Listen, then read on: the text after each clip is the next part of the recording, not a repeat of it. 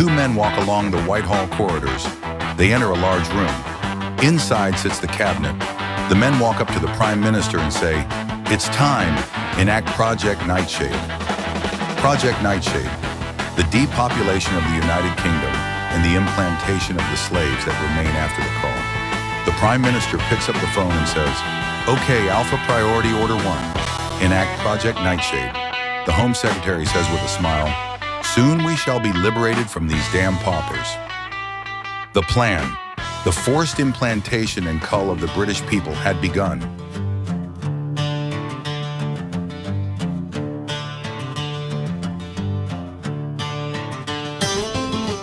"70 million souls oblivious to what's above, 1,000 suited foes, and for us not a resistor in sight.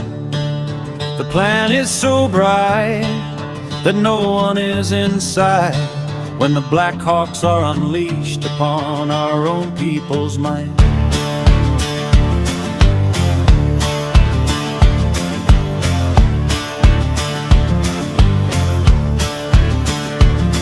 There's too many people on this world, according to the other side.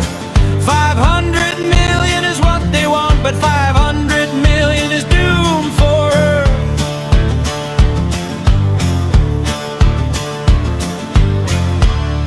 They implant the police, they create the death squads, they stop the food supply and ready their forces. For the people must go, for the rich to thrive.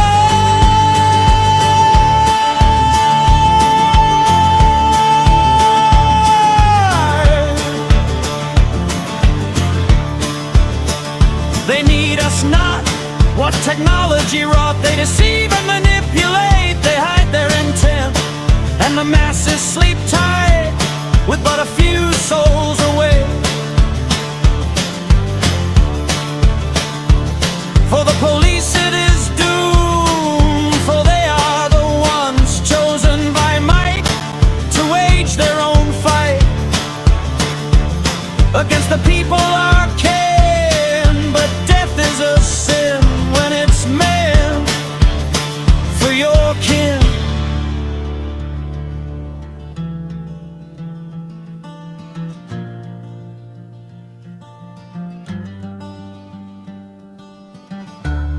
So there's nothing to do but find what's taboo. And when you wake up, you'll be dead in a box.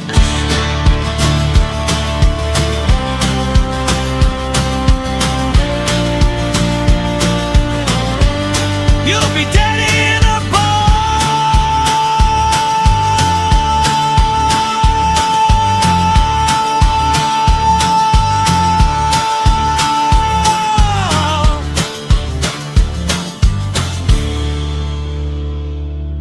The police were the first to get Nightshade. It was always the plan.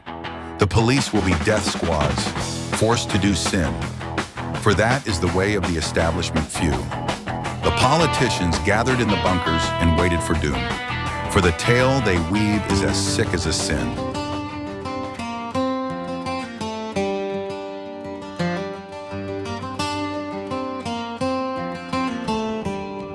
The chiefs gathered at dawn, their orders known to none, for their orders are now for the doom of the law.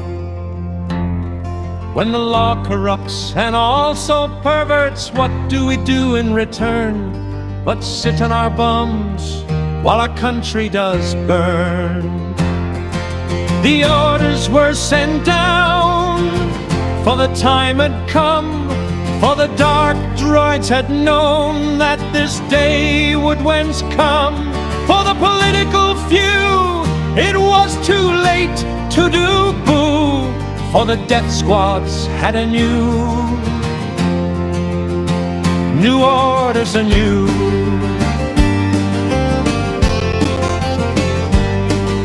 The chiefs do not care for the following of law, for they are the ones who are untouchable by state.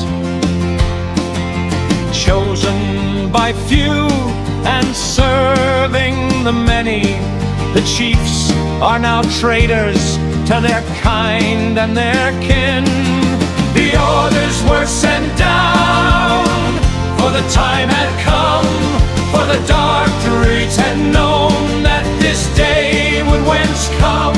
For the political few, it was too late to do boo, for the death squads had a new orders anew.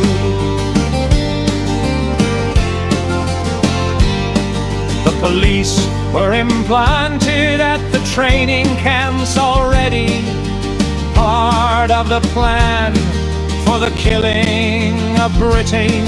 The orders were carried out with justice, now dead as were the people, now were the expendable bed. The orders were sent down, for the time had come, for the dark dread had known that this day would whence come. For the political few, it was too late to do boo, for the death squads had a new orders anew.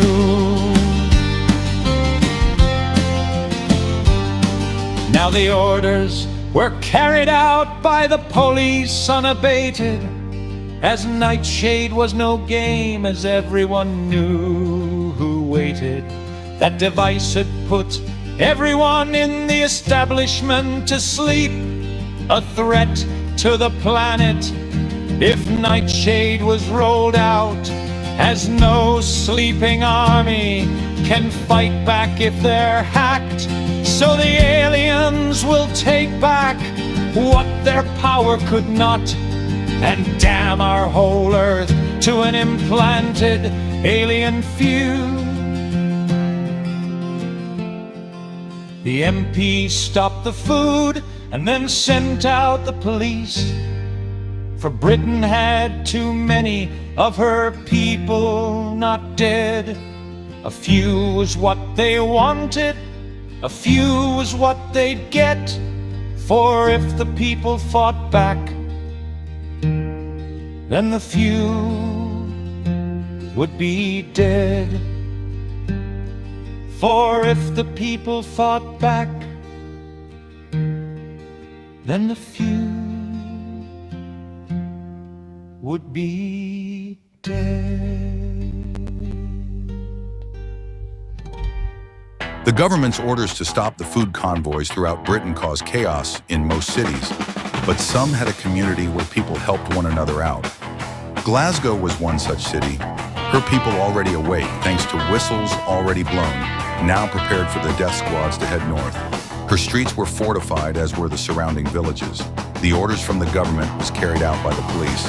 1 week after the food stopped, the implanted police were sent out to the cities, towns, and villages of southern Britain. They would deal with the north later. In the Southlands, the police herded the survivors of the chaos into makeshift death camps where the selected were taken away to be implanted and the rest were given a lethal injection. The South was in chaos, and now the government targeted the northern cities, with Glasgow in particular, a target of need. Before they took the city, they had to take a fortress town southeast of Glasgow.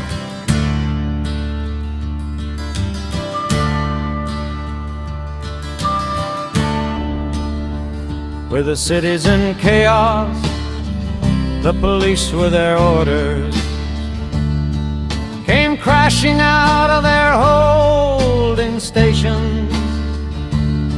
Like lions unleashed, they stormed into the cities. With death on their faces, they held cull the people. Though some had survived the initial call, they hid, they fought, and they ran for their lives. And what they got was no resistance in sight, for only one city had read all of the signs and prepared all her people for the fight of their lives. for her people, and Glasgow. Near Glasgow, the police took a village so light and swept it clean as they killed all the blight, and readied for Glasgow, so close to its doom. In Glasgow,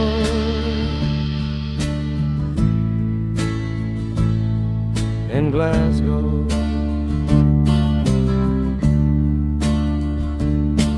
the gangs had united and armed all the people,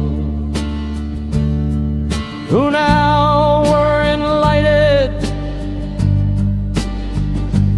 They now readied for war, as the police already known had long been implanted with nightshade the disease.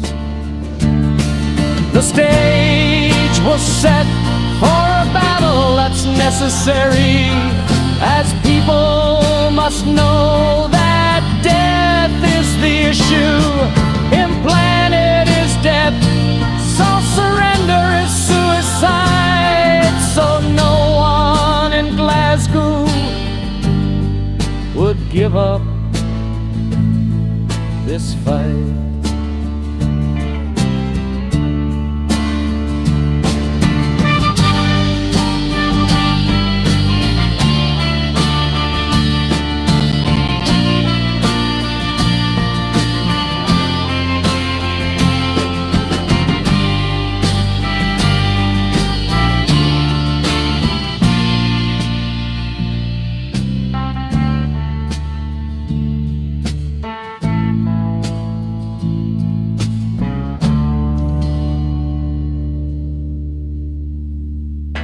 When the food supplies stopped, the gangs knew they had to arm and warn the people.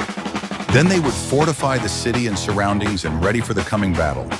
They spent days fortifying streets with burnt-out vans and buses. They created choke points and traps. Every trick learned in military training or on the streets was utilized as Glaswegians built the Citadel, a fortress designed to defend and repel the Borg death squads. Glasgow became the Citadel. When they stopped the food convoys, we knew they were coming. So we prepared our families and friends and strangers alike to defend our people and way of life. To the streets we took, our people united, all differences set aside for the common foe that frightens, with guns and knives, sticks and stones, ready to defend our very homes. If they take this city, the North will fall. So we make our stand where the mighty shall quake. Glasgow is known as fierce and friendly, but tonight Glasgow is now known as revolutionary. Sectarianism, Glasgow's pain was forgotten at last, as everyone united as one family of clans. The North would not fall if Glasgow stood tall. Then we can think of liberation for one and for all. So the Citadel was born, and into legend she went. Glasgow, the Citadel, fortress of might. What is your fate as the children sleep tight? To fight or die as one common unite.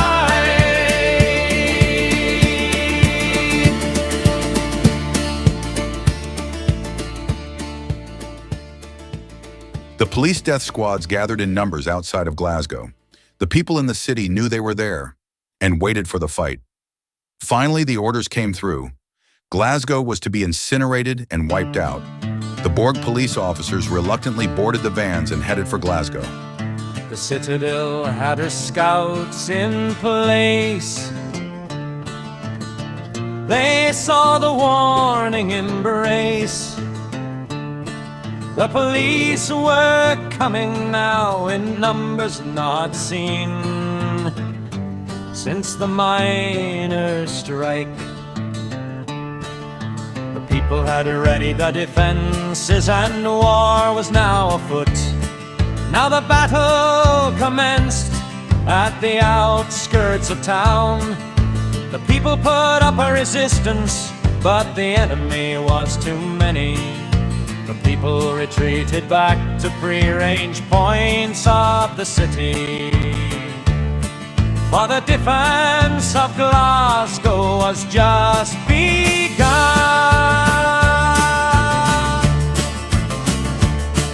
The death squads charged deeper into Glasgow, killing the old and infirm who had not time to retreat. The people saved many, but not all were gotten, though their names would be remembered as the martyrs of the North. The fighting raged on into the night, with many a death blow on either side. But the people were putting up a firm defense, and the Borg just couldn't get into their stride. At last the tide turned, the battle near through, as exhaustion and casualties bled the Borg squads deep. And the people charged back with the help of the gangs, as everyone united for the defense of the realm. Finally the pivotal point came, when the tide of war turned in the people's favor. The clans forced the police back out of the city. They fled like rats with their tails behind their legs. The culling of Glasgow was never going to happen, not when the people had united under the Citadel. The battler was over, the hard work was done. With the city in ruins now, the rebuilding had to be done. The North was secure, but the North was not safe. For if the Borg regrouped, the people would lose faith. So the High Command knew now what they had to do: liberate the South like the folk of the North. They'd have to head south to extinguish the threat. For if justice prevails, then the guilty will be judged great.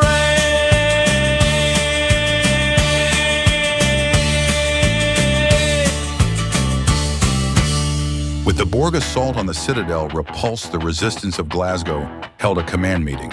The High Command explained the need to invade the South, and the people's resolve hardened. The resistance restored the Citadel's defenses and readied for the march south.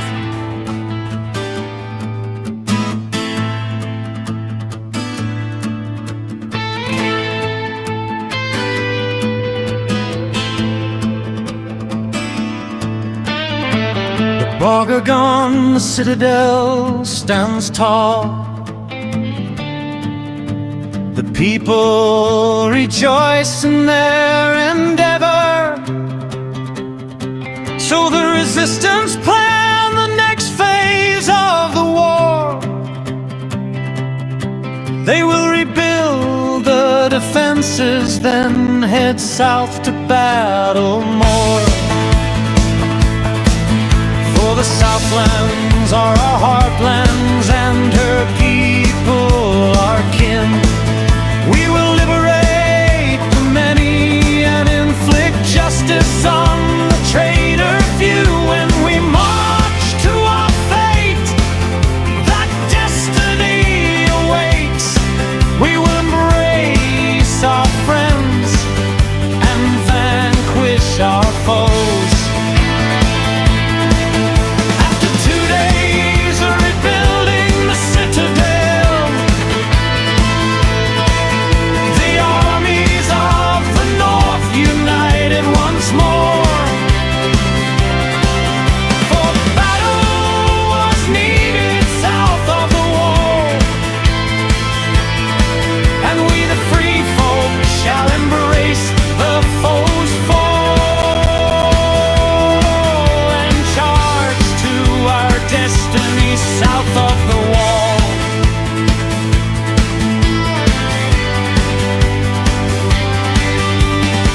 The free army of the North was quickly formed. All able-bodied men glad to volunteer, for this fight was now legendary, and heroes them all.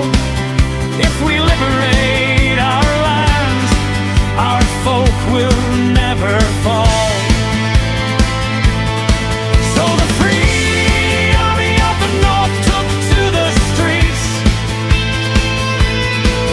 and headed south to do battle with Bards. And the English of the North rose up as we came, and together we forced the board back south.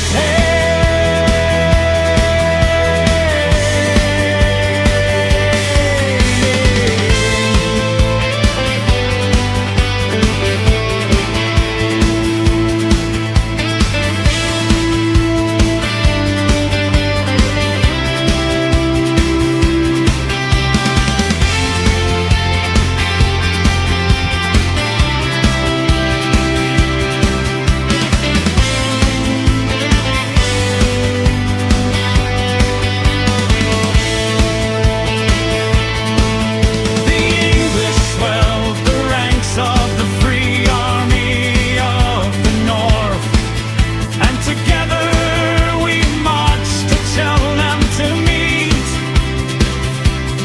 with the commanders of Nightshade, the heart of it all. For if Cheltenham falls, then so does Nightshade.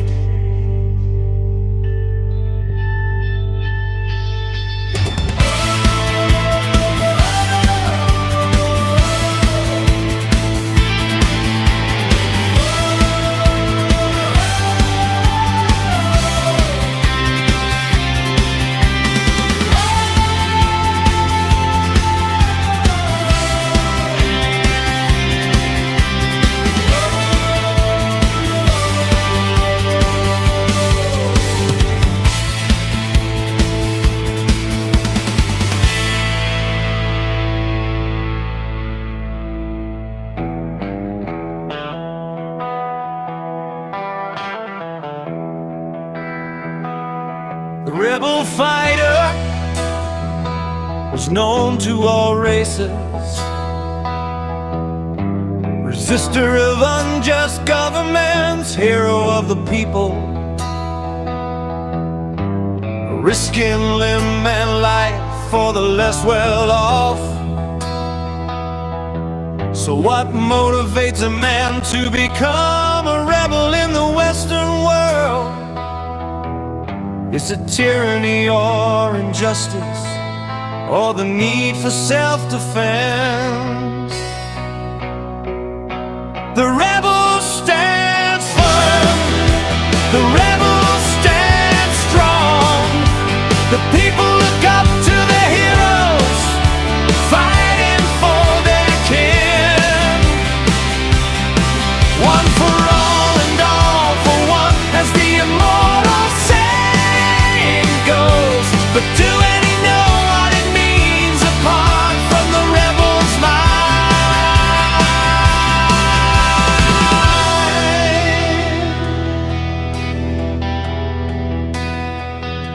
The rebel fights for privacy and community, the privacy of the mind and a home free of fear.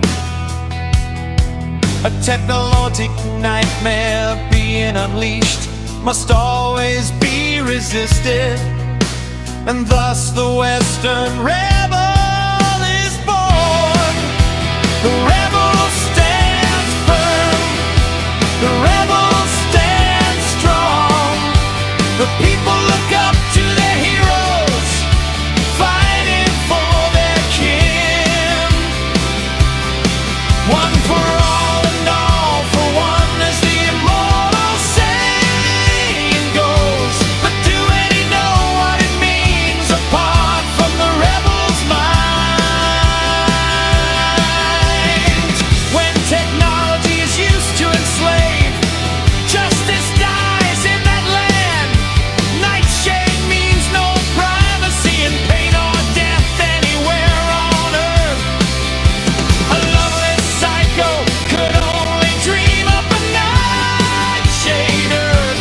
What type of implant technology is nightshade anyway, that it turns love into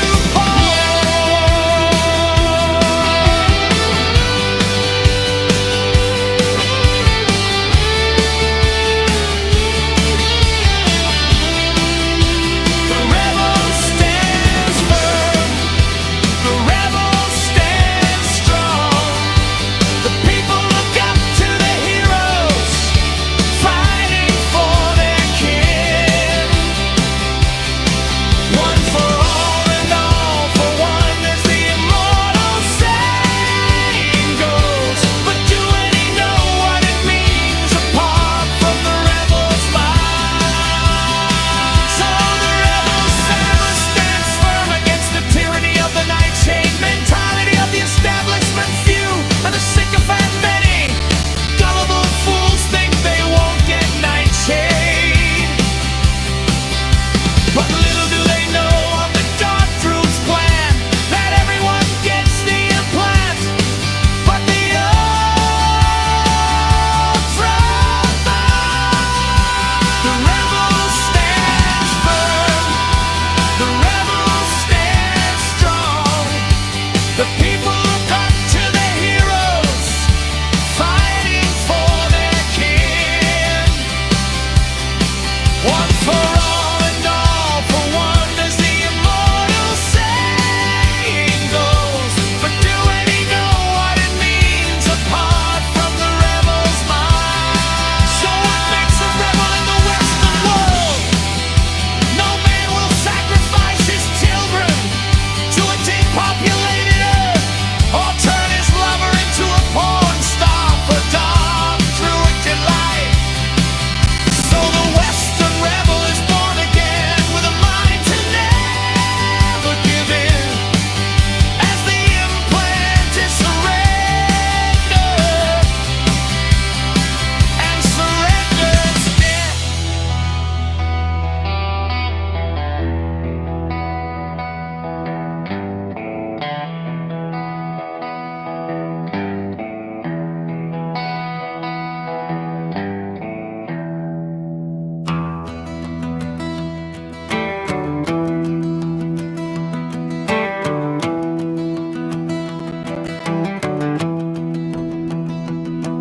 If a man's a man for all that, then what makes a policeman?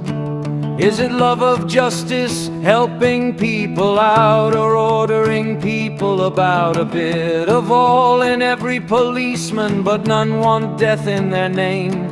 Unlike the dark druids or their sycophant politicians, justice means naught to men such as them.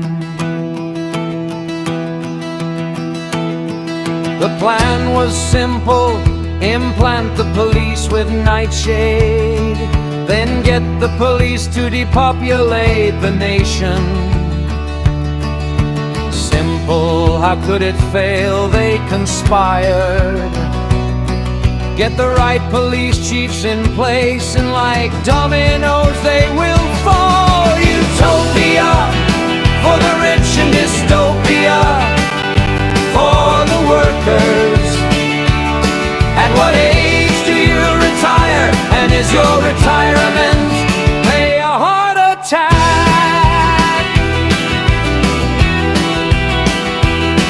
So the plan was put in place. The officers were unaware of the threat from their chiefs or the training camps. If you stay overnight, you wake with the implants, then you're a prisoner of the mind wherever you go.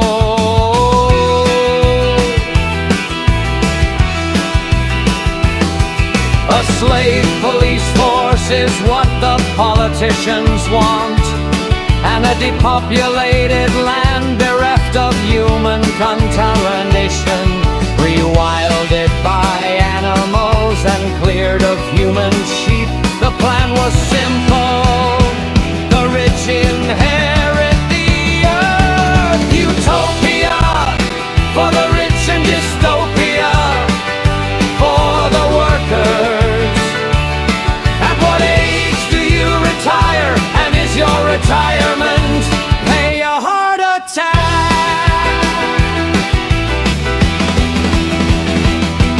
Did Jesus not say that the meek would inherit the earth? Who are these politicians and bankers that they think the opposite of all the transcended masters and prophets of the earth? How will all of this end? Utopia for the rich and dystopia for the workers. At what age do you retire?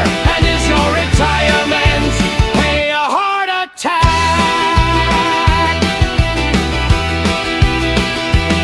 So we resist the implantation of the police and hunt the dark druid bankers, and we inflict justice upon them, take their wealth and put them in tower blocks in inner city slums.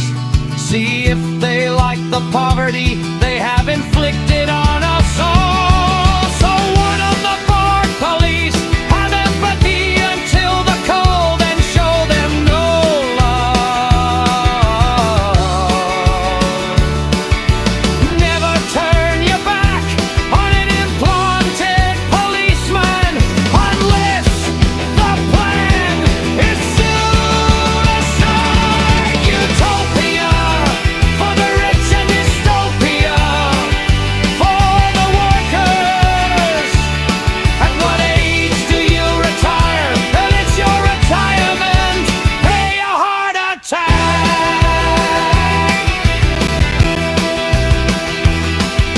We have to stop the police getting the implant, as to do not is doom for us all, and a darkness so deep that none shall away.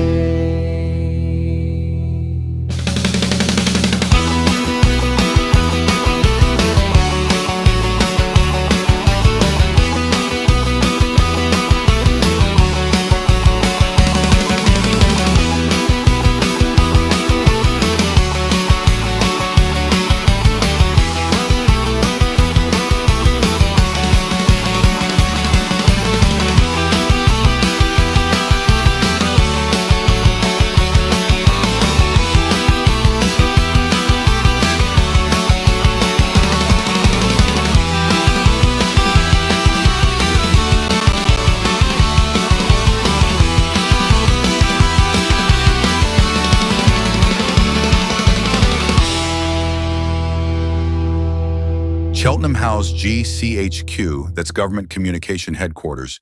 It was also where Nightshade was worked. The rebels knew if Cheltenham fell, then the police could be disarmed and only the hardliners and extremists would remain. Then the liberation of Britain could finally be complete. So the free army of the north marched south to Cheltenham, with every intent to destroy the Bard Guard and liberate the staff. We negotiate with the bosses of the security services, who for years have put up with numpties from above. The temporary boss of GCHQ is the foreign secretary, and the temporary boss of My5 is the home secretary, both of whom are implanters and depopulators, traitors them both that have handicapped their forces with treasonous orders yet to be judged on. And when the people find out what came down from above, then the justice of the North shall inflict mayhem on our foes. When the Free Army reached Cheltenham, battle did ensue. The Bard were as vicious as a rabid dog, but we did fight back with all our might. So when night did fall, so too did the bog, as Cheltenham was liberated and negotiations begun. The bosses of Cheltenham ordered the coal to halt it at once. It won't snub Britain, but the doctorates and the chiefs and politicians and bankers all had a plan for the complete destruction of all life in Britain. If they were not stopped, so the Free Army of the North, with the now friendly police, who had Nightshade decide on the orders of the director, but London still held firm. The hardliners were there, they would not give up without a final fight. The Free Army of the North then headed out again, this time to London for the final battle. For if London was taken, then Britain could heal, and then maybe we'll be out beyond our rights for old name.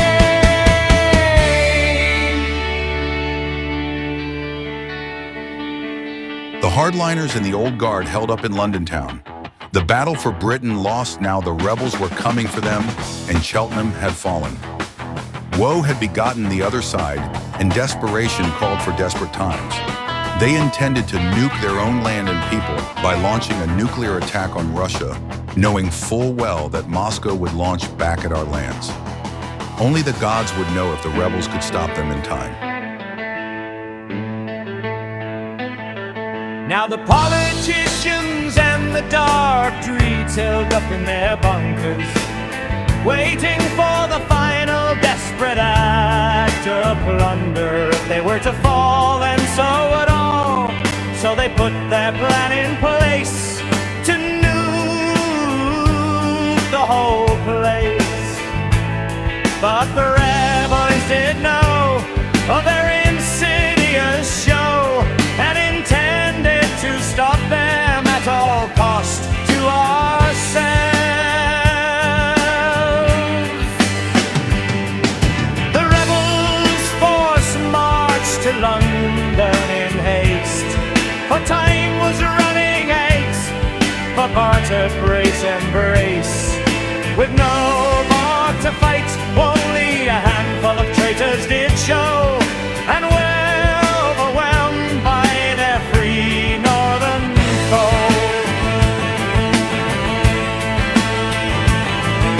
The rebels took London and looked for the bunkers where the old guard held deep, and find them they did, for it was just that they won. But the old guard didn't know that the button would blow the whole kingdom to snow. But before they would put the whole place to sleep, the rebels then breached the bunker's front doors, and they swarmed like lions anew to liberate their land and stop the call of our kind. So freedom did show, and the war was now won. The rebels didn't know that justice would find the right people in kind, and in jail the dark Druids were put, with the politician few for crimes too shameful to be repeated in Britain. So the war of the apocalypse was fought and won in the streets and countrysides of our lands, and wage it we did like lions of pride for our foe who we vanquished, and we set our kind free.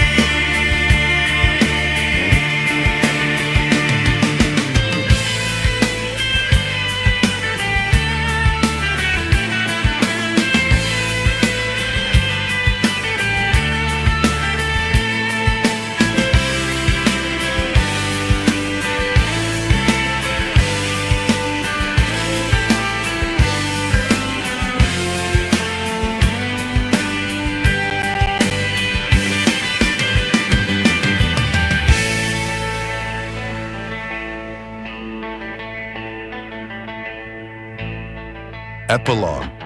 Now that the resistance had won the war, the Army of the North had to head back home. The rebuilding of Glasgow and the rest of Britain had to begin. A new government was formed, not like the old, but a new form of governance. The chosen system was fairer and involved a lottery government with aptitude testing to weed out the not-so-bright as well as the psychopath. A government run by the people for the people, so the past mistakes would never be repeated. A free press was formed, one trusted by the people, and once again the corrupt would be held to account. And finally Britain became Albion once more, and her people rejoiced in Albion's light.